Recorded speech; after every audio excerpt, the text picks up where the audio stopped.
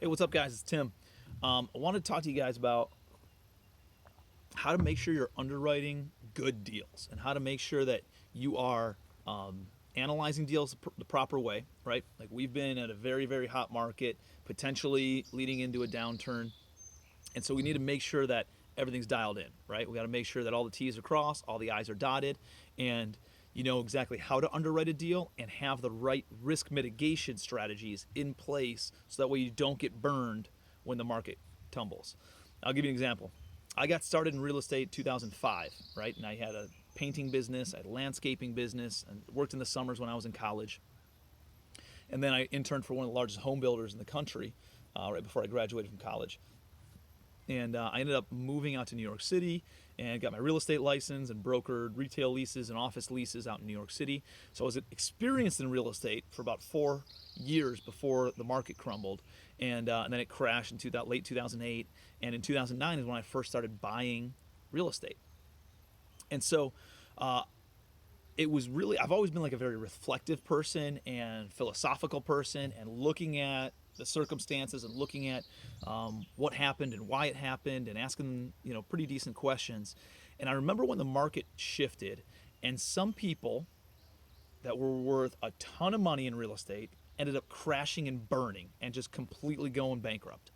And then other people that were worth a lot of money were able to ride out the storm and not only survive but thrive in questionable times, right? When everybody else is saying run from real estate, they doubled down in real estate. And today they're worth hundreds of millions, if not billions of dollars.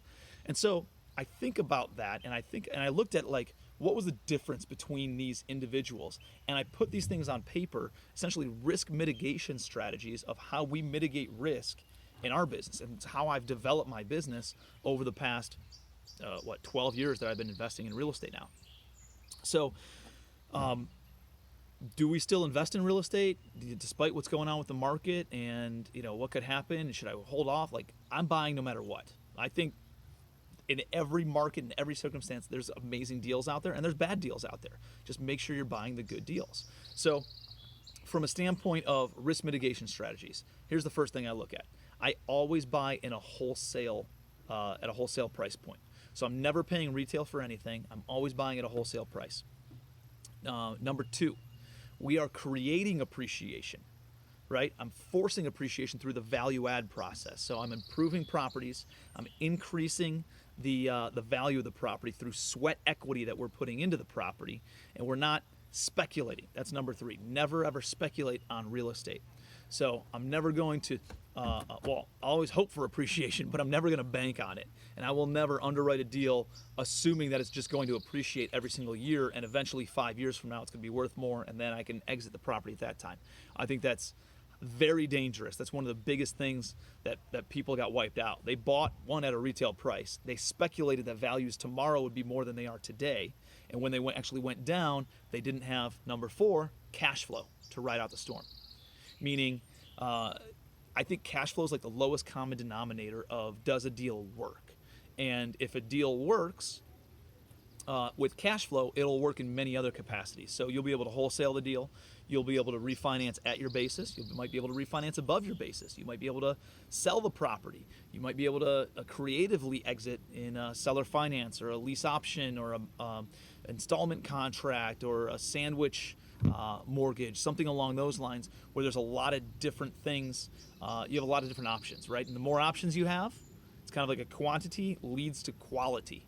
You're going to have better options. So, number one, buy at a wholesale price. Number two, create appreciation through the value add process. Number three, never ever speculate. Number four, buy for cash flow, right? Make sure you're doing these things.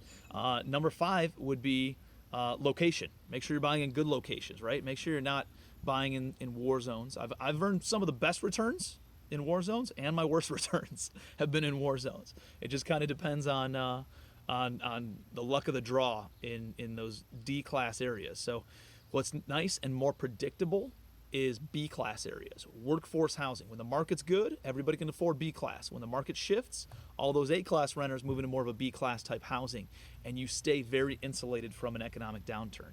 So, and then the other thing that I would say is when you're underwriting a deal, stress the numbers, right? Make sure that you're using lower rents. Just because rents have increased by 5% every year for the past 5 years doesn't mean that they can't reduce and decrease by 25% in 1 year, right? Be aware of that. So if you might be able to get $750 to $900 a month in rent, underwrite the deal at $750, right? Do not underwrite it and hope that you can get $850, $900 a month in rent.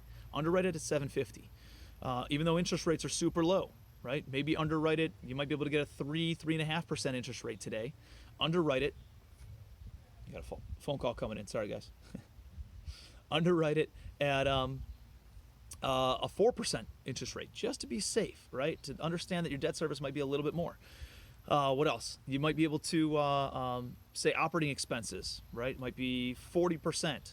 Underwrite it at 45%, just to pad them a little bit, so that way you have a little bit extra cushion in case everything crumbles. And because you pad it in multiple different locations, you stress the numbers in multiple different areas, even with a total economic collapse, you'll still be able to make the numbers work. If the numbers still work, that means you bought a really, really good deal, right?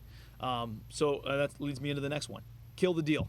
If you cannot kill the deal during the underwriting phase, then guess what? You probably have a pretty good deal. But stress the numbers so much you're trying to kill the deal. I'm not trying to make deals work. I'm trying to kill deals when my team underwrites them. And then what I'll leave you with is the last one, which would be good financing. Meaning we try to get fixed interest rate, low fixed interest rate. We do at least a 30-year amortization. Why? Because I want a low level of debt service on a monthly basis. And if I can afford to make additional payments and the market's great and staying strong, I'll make additional payments and I'll still pay it off in 20 years. But if the market shifts and we're going through some turbulence, I want to have the minimal amount of debt service possible, so that way I can ride out any sort of storm, right? And I don't have like a big nut that I got to cover every single month. So that's why I do a 30-year amortization. I typically do a 10-year balloon schedule as well. So in commercial real estate, the loan always balloons. That's not fully amortized. You can get a fully amortized, like a 30-year term, a 30-year amortization schedule, but you're going to be paying a lot more in interest rate. So what we typically do is about a 10-year term, 10-year balloon. And what that allows us to do is ride out any sort of economic storm. So you think about it, if you bought in 2006 and you go through the Great Recession by 2016, 10 years later, the market had gone through the worst dip ever and came back, and values in 2016 were actually greater than they were in the peak in 2006. So a 10-year term is a pretty safe bet if you're looking to put new financing on.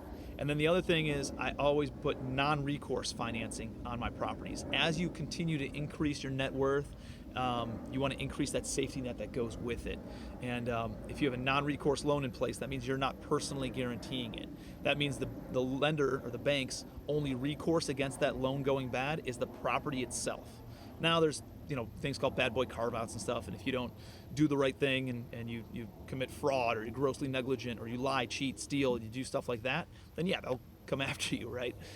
There's loopholes there, but if you operate the deal to the best of your ability, and the local business goes out of business and takes all the jobs and all the population with it, that's outside of your control, and the bank's only recourse again against that loan is the property itself. So I'm always trying to do these things where I'm mitigating risk, I'm buying at a low basis, I'm creating improvements, and I'm creating equity in the project. I'm creating 30, 40, 50% equity in the project. So if the property or if the market crashes by 20%, I'm still in a good spot. I can still sell my property, refinance my property, and have profit in that capacity. So you got to understand this, and there's changing dynamics in every single marketplace. And right now the changing dynamic is the financing piece.